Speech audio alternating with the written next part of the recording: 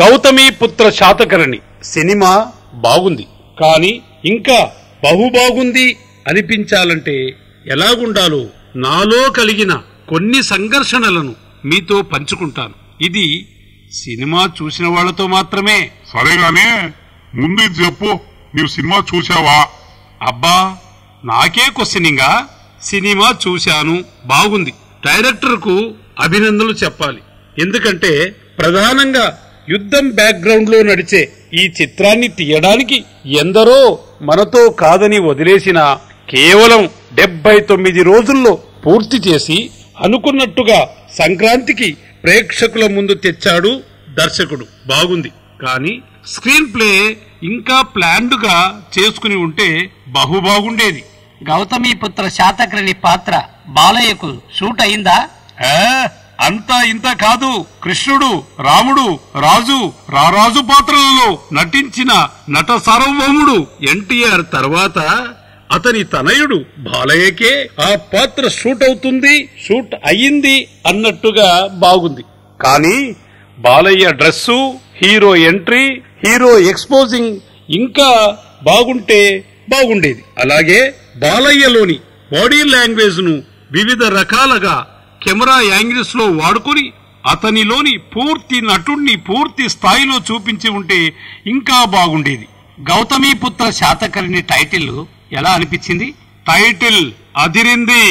ఆ పేరు వినగానే తెలుగువాడి గుండెల్లో ఉత్తేజం కలిగే విధంగా ఉంది. కానీ ఆ పేరులో ముందున్న తల్లి పాత్రకు ఇంకా ప్రాధాన్యతనిచ్చి భోజనం వడ్డించేటప్పుడు, తినిపించేటప్పుడు, యుద్ధానికి వెళ్లేటప్పుడు, విజయం వరించి వచ్చినప్పుడు, పరిపాలనలోనూ ఆంతరింగికంలోనూ చూపిన అన్ని సన్నివేశాల్లో హేమమాలిని బాలయ్య మధ్య ఔదార్యాన్ని, వీరత్వాన్ని, కరుణరసాన్ని మరింత పండించే విధంగా ఉంటే బాగుండేది. సినిమాలో చూపించిన అన్ని యుద్ధం సీన్లు బాగున్నాయి కదూ? ఎస్, అన్ని బాగున్నాయి. కానీ ఇందాక మీరన్నట్టు సినిమా అంతా యుద్ధాలే అన్నట్టుగా ఉంది. యుద్ధాన్ని చూపించిన సమయాన్ని కొంచెం తగ్గించి ఉంటే బాగుండేది. అంతేకాదు, అదే యుద్ధంలో శత్రు సైన్య నాయకుడికి రథాన్ని వాడుకొనిచ్చారు, బాగుంది. కానీ హీరోకి, అశేష సైన్య నాయకుడికి, ఒక చక్రవర్తికి, బాలయ్యకు కూడా రథాన్ని ఇచ్చి ఉంటే బాగుండేది. యుద్ధానికి ముందు సింహం చీమ కథ బాగుంది. కానీ దానికి రియాక్షన్ గా సైనికుల్లో నిండిన ధైర్యాన్ని, ఉత్తేజభరిత సీన్లను చూపించి ఉంటే ఇంకా బాగుండేది. చక్రవర్తి, సైనికులు, సామంతులు యుద్ధానికి వెళ్లే ముందు ఓ సాంగ్ పెట్టడం బాగుంది. కానీ అందులో చక్రవర్తి స్థానంలో ఉన్న బాలయ్యతో స్టెప్స్ వేయించకుండా ఈ ఈజ్ ది లెజెండ్ సాంగ్ రీతిలో బాలయ్యను చూపించి ఉంటే బాగుండేది. వీర ఖడ్గం ధరించిన చక్రవర్తిగా సింహాసనంపై బాలయ్య ఎలా ఉన్నాడు? మహాసింహాసనంపై మరో సింహం కూర్చున్నదని తల్లి చెప్పినట్టుగా చాలా బాగుంది. కానీ ఆ తర్వాత బాలయ్య ప్రకటించిన శాసనాలు ఉత్తేజభరితంగా ఇంకా ఆకట్టుకునే విధంగా చూపించి ఉంటే బాగుండేది. విష ప్రయోగం యుద్ధం మధ్యలో ఫిట్ అయిందంటారా? ఖచ్చితంగా. క్లైమాక్స్ లో ఆ మాత్రం మలుపుండాలి. చాలా బాగుంది.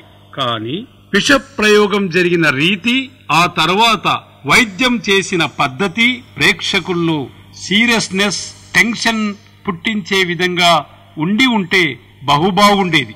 మొత్తానికి సినిమా నీకు ఎలా నచ్చిందో ఒక్క ముక్కలో చెప్తావా? ఒక్క ముక్కలో చెప్పడం కష్టం. 2-3 ముక్కల్లో అయితే చెప్తా. ఒక ప్రేక్షకుడిగా చూస్తే బాగుంది. కానీ శాతకర్ణిలోని యుద్ధకాంక్షలే కాకుండా మరో కోణంలో ఉన్నటువంటి వ్యవసాయాన్ని ప్రోత్సహించడం, విదేశీ వాణిజ్యాన్ని అభివృద్ధి చేయడం, వైదిక ధర్మాన్ని, బౌద్ధ ధర్మాన్ని గౌరవిస్తూ మందిరాలను నిర్మించడం, ఏక బ్రాహ్మణుడు అనే బిరుదు పొందడం, ఇలాంటివి ఇంకా కొన్ని చూపించి ఉంటే బాగుండేది. అంతే కదా? అర్థమైంది. ఇక ముగిద్దామా?